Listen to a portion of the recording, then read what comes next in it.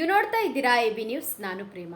ಹತಣಿ ತಾಲೂಕಿನ ನಾಗನೂರು ಪಿಕೆ ಗ್ರಾಮದಲ್ಲಿ ಸಾಯಂಕಾಲ 88 ಲಕ್ಷ ರೂಪಾಯಿ ವೆಚ್ಚದಲ್ಲಿ ಜಲಜೀವನ್ ಮಿಷನ್ ಯೋಜನೆಯಡಿ ಗ್ರಾಮದಲ್ಲಿನ ಮನೆಗಳಿಗೆ ನಳಗಳ ಮೂಲಕ ಕುಡಿಯುವ ನೀರು ಪೂರೈಕೆ ಕಾಮಗಾರಿಗೆ ಶಾಸಕ ಲಕ್ಷ್ಮಣ್ ಸವದಿ ಭೂಮಿ ಪೂಜೆಯನ್ನ ನೆರವೇರಿಸಿದ್ರು.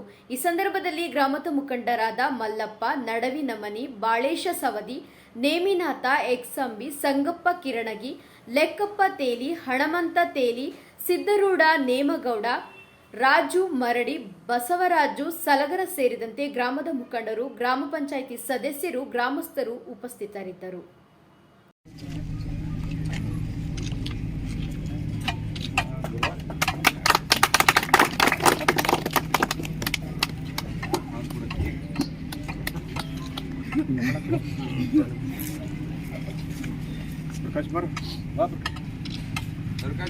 प्रकाश भाई